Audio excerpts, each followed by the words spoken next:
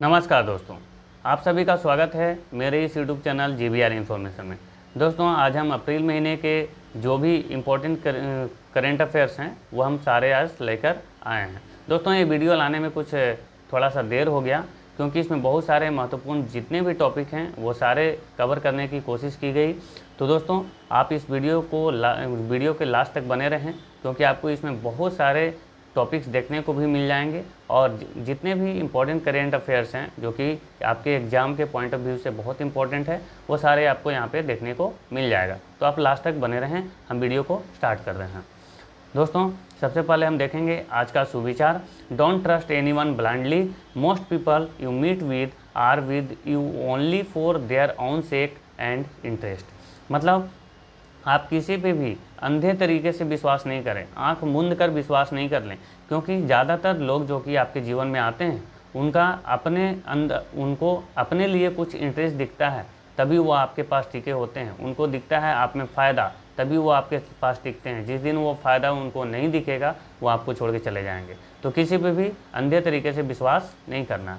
आगे चलते हैं, आज का देख लेते हैं आपके लिए जो भी इम्पोर्टेंट जो भी सूचना है वो। जैसे RPF कांस्टेबल और सब इंस्पेक्टर का वैकेंसी आया हुआ है जिसका लास्ट डेट 14/5/2024 है।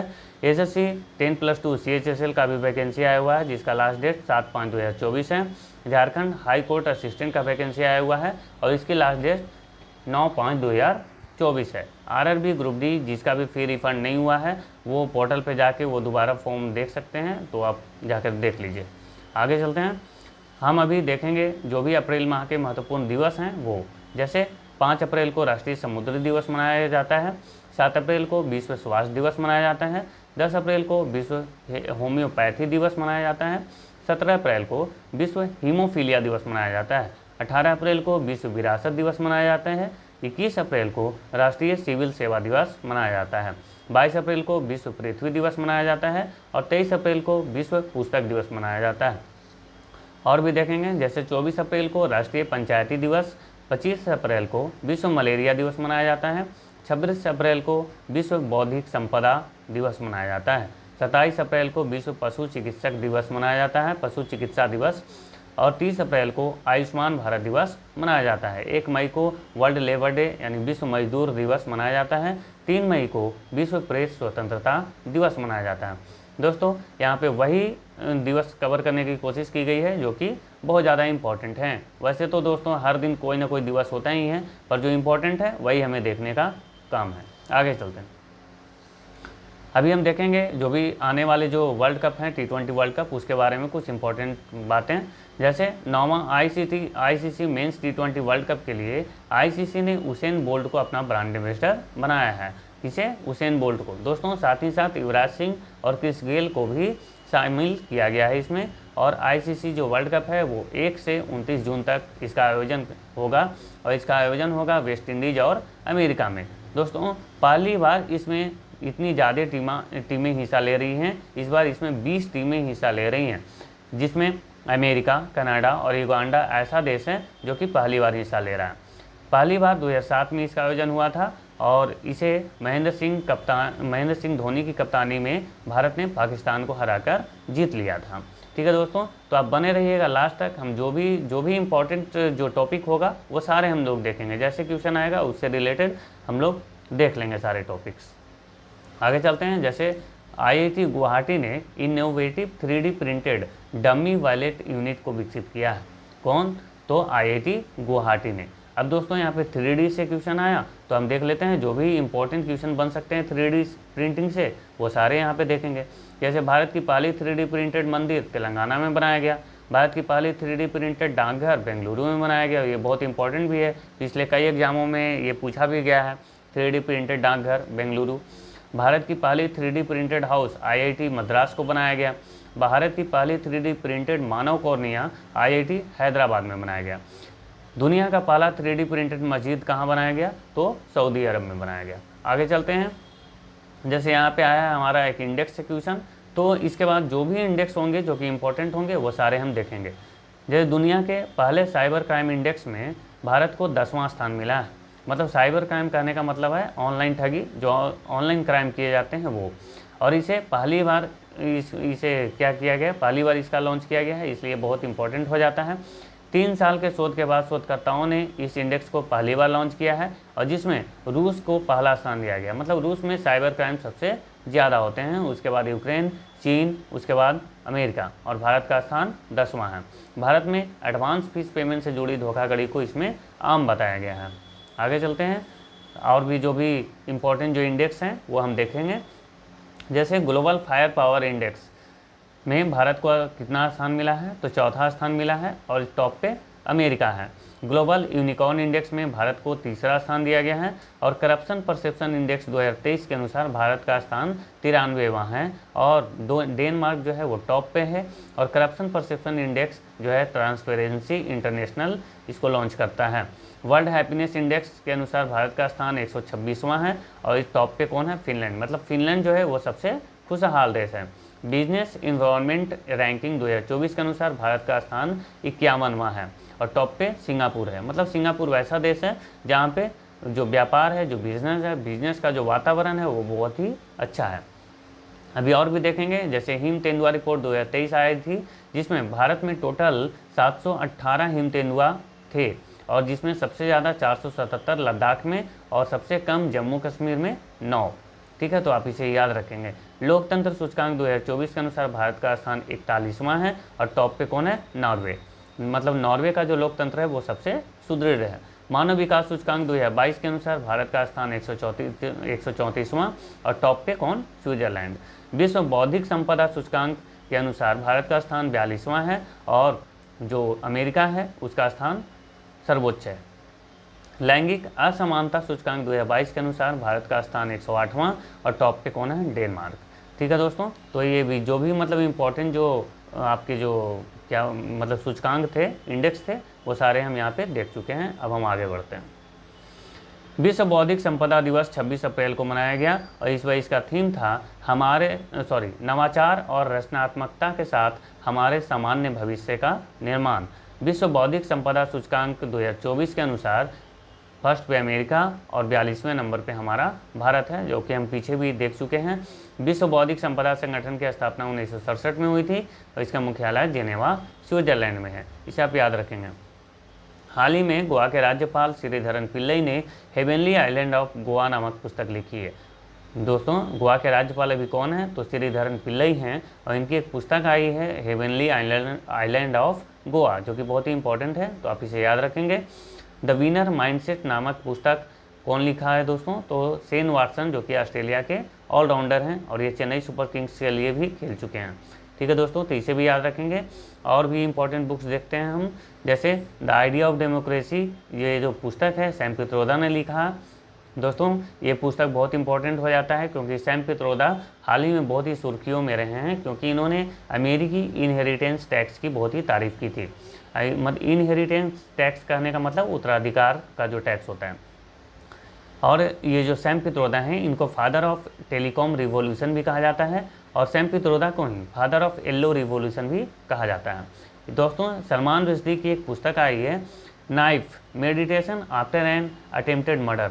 ठीक है, तो आप इसे याद रखेंगे, बहुत ही इंपॉर्टेंट पुस्तक है क्योंकि इन पे एक अटैक हुआ था। विक्ट्री सिटी इनकी एक पुस्तक थी, वो लिखने के कारण जो ईरान है इनको धमकी दे रहा था और इन पे अटैक भी हुआ था। उसी अटैक पे ये एक पुस्तक लिखते हैं night meditation after an attempted murder. तो आप ये बहुत ही इंपॉर्टेंट पुस्तक है, तो आप इसे ध्यान में रखेंगे। इनकी एक महत्वपूर्ण पुस्तक थी मिडनाइट चिल्ड्रन, जिसके लिए इनको 1981 में बुकर पुरस्कार भी दिया गया था। आगे चलते हैं। विश्व टीकाकरण सप्ताह हर वर्ष 24 से 30 अप्रैल तक मनाया जाता है। इस बार इसका थीम था humanly possible immunisation for all. सबसे पहला टीका जो खोजा गया था चेचक का था, जिसका खोज एडवर्ड जेनर द्वारा की गई थी। रेबीज का टीका खोजा गया था लुई पास्चर के द्वारा और मिशन इंद्रधनुष का संबंध जो है वो भारत में टीकाकरण से है। तो आप इसे याद रखेंगे, मिशन इंद्रधनुष बहुत बार पूछ लिया जाता है कि मिशन इंद्रधनुष का संबंध किससे है, तो आप सही आंसर जो है वो होगा भारत में टीकाकरण से। ठीक है, आगे चलते हैं दोस्तों। ये बहुत ही इंपॉर्टेंट क्वेश्चन है, इसको आप बिल्कुल ही स्किप ना करें। 46वीं अंटार्कटिक संधि, यहाँ पे संधि है, ठीक है, इसे आप समझ लीजिएगा।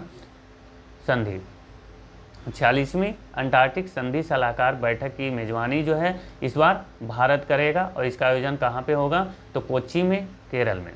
भारत ने अंटार्कटिक संधि पर 1983 में हस्ताक्षर किए थे और अपना पहला अंटार्कटिक अनुसंधान केंद्र जो है वो दक्षिण गंगोत्री स्थापित किया था। दोस्तों ये क्वेश्चन बहुत ही इंपॉर्टेंट हो जाता है। जैसे भारत का अंटार्कटिका में पहला जो अनुसंधान केंद्र था उसका नाम क्या है, तो दक्षिण गंगोत्री है। और वर्तमान में भारत 2 अनुसंधान केंद्र संचालित करता है, एक मैत्री जिसकी स्थापना 1989 में की गई थी और एक भारती जिसकी स्थापना 2012 में की गई थी। वर्तमान में अंटार्कटिक संधि में टोटल जो है वो 56 सदस्य देश हैं, कितने, 56, और इसका मुख्यालय जो है वो ब्यूनस आयर्स अर्जेंटीना में है। तो ये बहुत ही इंपॉर्टेंट है, इसे आप बिल्कुल ही याद रखेंगे। और भी जो भी समिट्स हैं इंपॉर्टेंट जो कि 2024 में हुए हैं वो सारे हम यहाँ पे देखते हैं। जैसे world future energy summit UAE में इसका आयोजन किया गया, world sustainable energy summit Delhi में इसका आयोजन किया गया, ठीक है। First nuclear energy summit Brussels में आयोजन किया गया, पहली बार जो है इसका आयोजन हुआ है। और 7वां हिंद महासागर सम्मेलन पर्थ ऑस्ट्रेलिया में इसका आयोजन हुआ।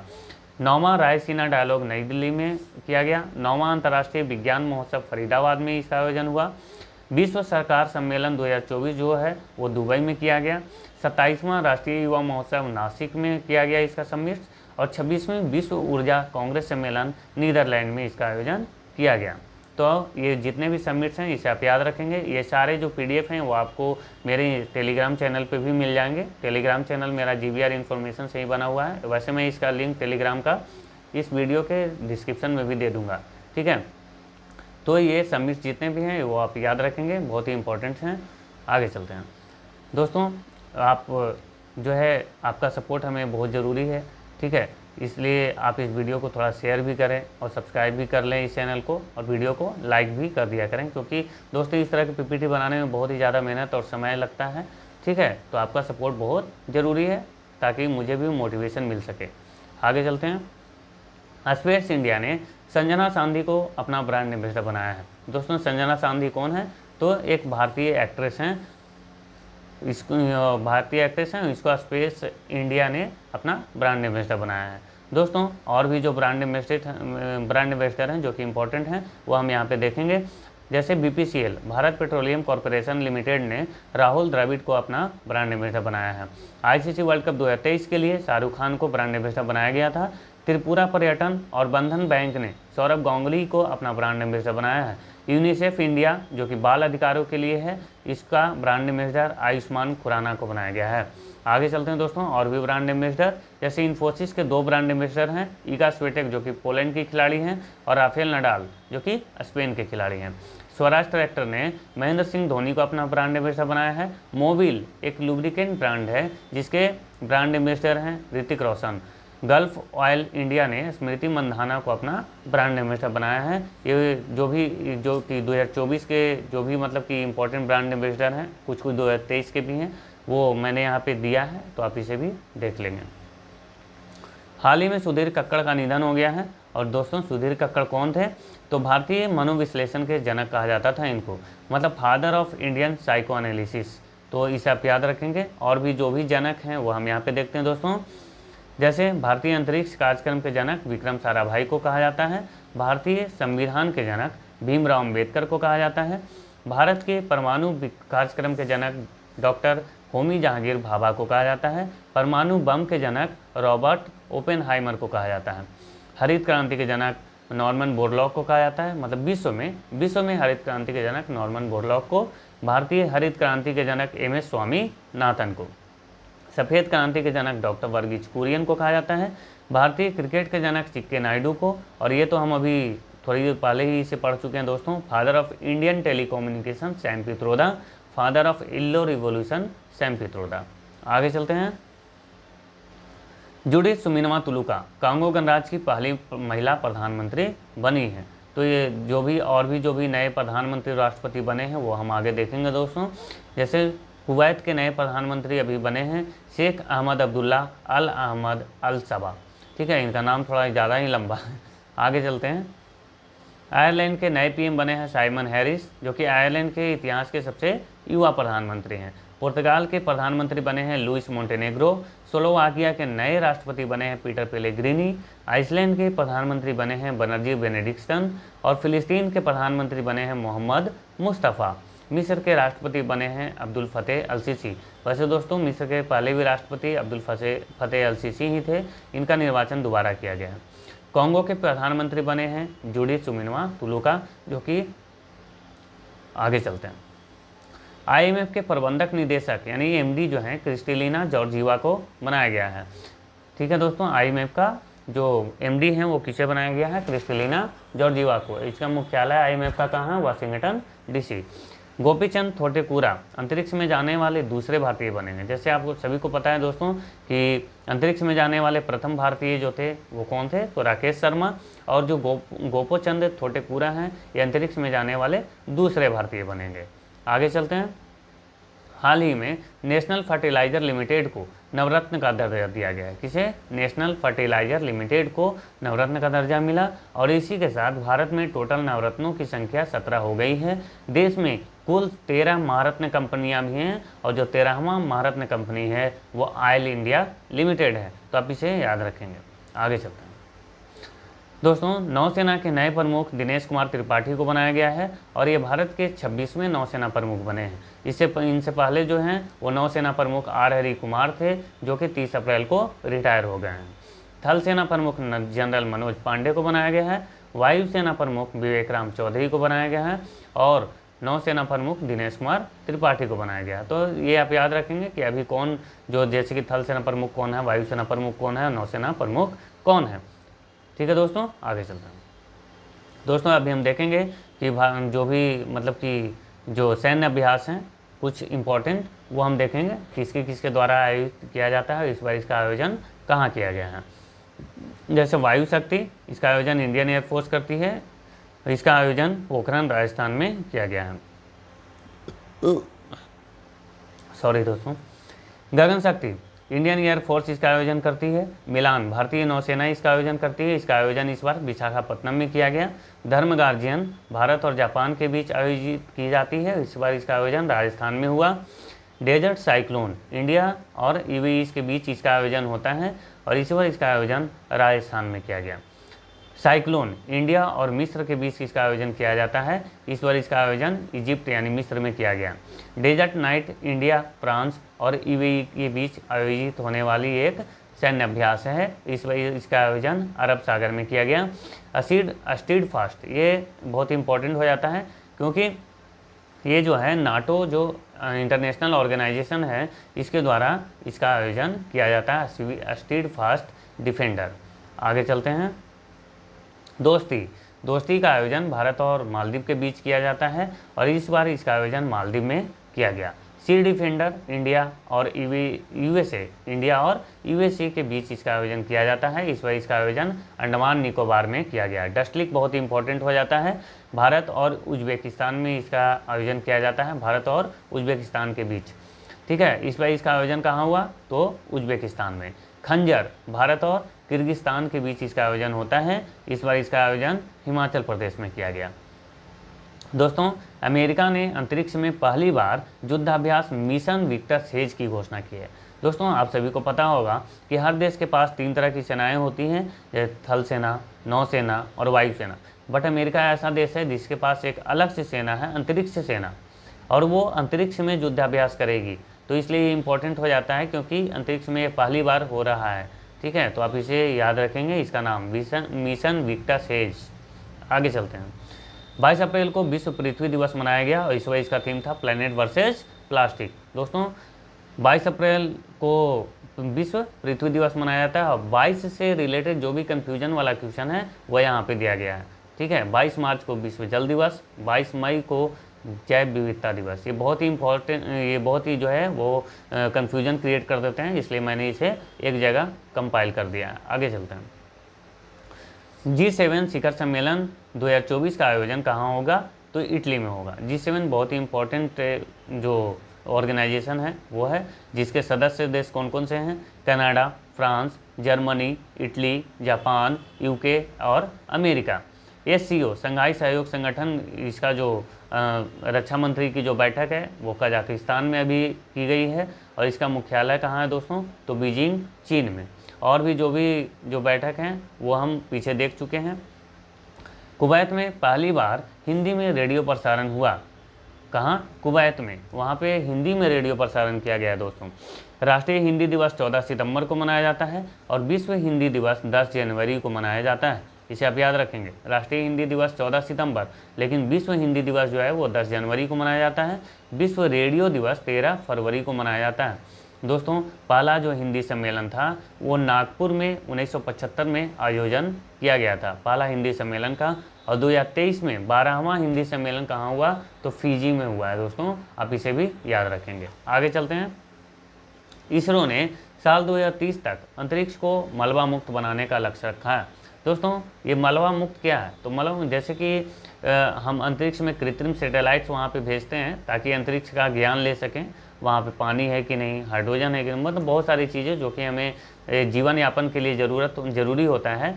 तो हम इसके लिए क्या करते हैं, अंतरिक्ष में सैटेलाइट्स भेजते हैं, बट वो सैटेलाइट्स का जीवन समाप्त जब हो जाता है फिर भी वो क्या होता है, वहाँ पे घूमते ही रहता है, चक्कर लगाते रहता है। तो वहाँ से उसको क्या करना है, हटाना है। और इसका लक्ष्य कब तक रखा है भारत ने, तो 2030 तक। आगे चलते हैं। 2040 तक चांद पर मानव भेजने का लक्ष्य है भारत का। इसरो का मुख्यालय कहाँ है, तो बेंगलुरु। और इसरो की स्थापना 1969 में की गई थी और इसरो के अभी अध्यक्ष हैं एस सोमनाथ। आगे चलते हैं। सतलज जल विद्युत निगम ने भारत के पहले बहुउद्देशीय ग्रीन हाइड्रोजन प्रोजेक्ट उद्घाटन कहाँ किया है, हिमाचल प्रदेश में किया है। दोस्तों जैसे हाइड्रोजन से और भी क्वेश्चन हम अभी देखेंगे, हाइड्रोजन से बनने वाले जितने भी इंपॉर्टेंट हैं वो सारे क्वेश्चन हम यहाँ पे देखेंगे। ये जो है सतलज जल विद्युत निगम, भारत के पहले बहुउद्देशीय ग्रीन हाइड्रोजन प्रोजेक्ट का उद्घाटन जो हिमाचल प्रदेश में किया गया है, ये जो है 8 घंटे में 14 किलोग्राम हाइड्रोजन का उत्पादन करेगा। आगे देखते हैं। जैसे हाइड्रोजन के खोजकर्ता हेनरी कैवेंडिश, और हाइड्रोजन के समस्थानिक जो होते हैं वो 3 होते हैं, जैसे प्रोटियम, ड्यूटेरियम और ट्रीटियम। हाइड्रोजन से चलने वाली भारत की पहली जो कार है वो मीराई है, जिसको कौन बनाया, टोयोटा कंपनी ने बनाया है। हाइड्रोजन से चलने वाली भारत की पहली ट्रेन वंदे मेट्रो है, जो कि हरियाणा में चलाया गया। विश्व का पहला लिक्विड हाइड्रोजन फेरी नॉर्वे में चलाया गया है और भारत का पहला हाइड्रोजन फेरी तमिलनाडु में चलाया गया है। दोस्तों ये बहुत ही इंपॉर्टेंट है, एक जगह ये नहीं मिल पाती है जल्दी, ठीक है। तो आप अगर वीडियो आपको अगर अच्छा लग रहा हो, मेरा कंटेंट अगर अच्छा लग रहा हो, तो एक बार इसे लाइक भी ज़रूर कीजिएगा। देश का पहला हाइड्रोजन ईंधन उद्योग जो है वो झारखंड के जमशेदपुर में लगाया जाएगा। भारत का पहला शुद्ध हरित हाइड्रोजन प्लांट असम में लगाया जाएगा। भारत का सबसे बड़ा हरित हाइड्रोजन उत्पादन केंद्र विशाखापत्तनम में लगाया गया है। भारत का पहला बायोगैस आधारित हाइड्रोजन प्लांट मध्य प्रदेश के खंडवा जिला में लगाया गया है। आगे चलते हैं। खोंगजोम दिवस मणिपुर में मनाया जाता है दोस्तों। 23 अप्रैल 1891 में मणिपुर के खोंगजोम एक जगह है, वहाँ पे ब्रिटिश औपनिवेशिक विस्तार के खिलाफ एंग्लो मणिपुर युद्ध हुआ था, जिसमें मणिपुर के बहुत सारे जो सोल्जर्स थे, जो सैनिक थे, वो शहीद हो गए थे और उन्हीं को याद करने के लिए खोंगजोम दिवस मनाया जाता है। दोस्तों दुनिया का एकमात्र तैरता हुआ झील भी कहाँ पे है, मणिपुर में, लोटलक झील। वो यहाँ के गवर्नर जो हैं वो अनुसुईया हैं और मुख्यमंत्री हैं बीरेन्द्र सिंह। और दोस्तों और भी जो भी इम्पोर्टेंट जो त्यौहार हैं वो हम अभी देखते हैं। जैसे हरेला उत्सव उत्तराखंड में मनाया जाता है। कोजागिरी उत्सव जो है वो त्रिपुरा में मनाया जाता है। हॉर्नबिल नागालैंड में, और जैसे कि यहाँ पे याद रखेंगे पक्के वाघा हॉर्नबिल जो है अरुणाचल प्रदेश में मनाया जाता है, तो इसे आप याद रखिएगा। अंडूरी उत्सव, सॉरी यहाँ पे अंडूरी होगा, अंडूरी उत्सव उत्तराखंड में मनाया जाता है। लोसर लद्दाख में भी मनाया जाता है और अरुणाचल प्रदेश में भी मनाया जाता है। सिरुई लिली महोत्सव जो है वो मणिपुर में मनाया जाता है। ओनम, त्रिशूर पूरम, अट्टुकल पोंगल, विशु, ये जो उत्सव हैं वो केरल में मनाए जाते हैं, इसे आप याद रखेंगे। अभी और भी हम इम्पोर्टेंट देखते हैं। जैसे लोसांग सिक्किम में मनाया जाता है लोसांग महोत्सव। तानसेन महोत्सव MP में मनाया जाता है, ग्वालियर में। ऊँट महोत्सव बीकानेर में मनाया जाता है, जो कि राजस्थान में है। मरु महोत्सव राजस्थान के जैसलमेर में मनाया जाता है। जल्लीकट्टू तमिलनाडु में मनाया जाता है। गीता उत्सव कुरुक्षेत्र हरियाणा में मनाया जाता है। मकरविलक्कू केरल में मनाया जाता है। सिगमो उत्सव गोवा में मनाया जाता है। और कंबाला महोत्सव कहाँ मनाया जाता है दोस्तों, कर्नाटक में। दोस्तों ये ऐसे उत्सव हैं जो कि बहुत ही इंपॉर्टेंट हैं, एग्जाम में बार बार पूछे जाते हैं, इसलिए आप इसे ध्यान में रखेंगे। इसका PDF आपको जो है वो मेरे टेलीग्राम पे भी मिल जाएगा, वहाँ से आप इसे ले सकते हैं, और नहीं तो आप इसका स्क्रीनशॉट भी ले सकते हैं। आगे चलते हैं। बहुत ही इंपॉर्टेंट क्वेश्चन है दोस्तों। हाल ही में पूर्णिमा देवी ने व्हिटली गोल्ड अवार्ड जीता है। दोस्तों व्हिटली गोल्ड अवार्ड जो है बहुत ही इंपॉर्टेंट है, क्योंकि इसे ग्रीन ऑस्कर भी कहा जाता है। किसे? तो व्हिटली गोल्ड अवार्ड को ग्रीन ऑस्कर कहा जाता है। हरगिला स्थानीय नाम है, असमीज में इसको हरगिला बोलते हैं सारस को, और ये जो है इसके संरक्षण के लिए पूर्णिमा देवी को ये जो व्हिटली अवार्ड है ये दिया गया है। पूर्णिमा देवी को 2022 में यूनाइटेड नेशनल इन्वायरमेंट प्रोग्राम का champion of the earth award भी दिया गया था। Champion of the earth award 2022 का जो है वो पूर्णिमा देवी को मिला था। आगे चलते हैं। इसी से रिलेटेड एक और यहाँ पे भी क्वेश्चन है, जैसे गोल्डमैन पर्यावरण पुरस्कार आलोक शुक्ला को भी दिया गया। कौन सा पुरस्कार? गोल्डमैन पर्यावरण पुरस्कार। दोस्तों इसको जो है गोल्डमैन पर्यावरण पुरस्कार को ग्रीन नोबेल भी कहा जाता है। क्या? Green Nobel. दोस्तों आप इसे याद रखेंगे। जैसे यहाँ पे हम एक क्वेश्चन देखें, ये पूर्णिमा देवी को जैसे इसे क्या कहा जाता है? ग्रीन ऑस्कर कहा जाता है। व्हिटली गोल्ड अवार्ड को ग्रीन ऑस्कर कहा जाता है, और गोल्डमैन पर्यावरण पुरस्कार को ग्रीन नोबेल कहा जाता है। तो इसमें कन्फ्यूजन नहीं होना है, इसको याद रखिएगा।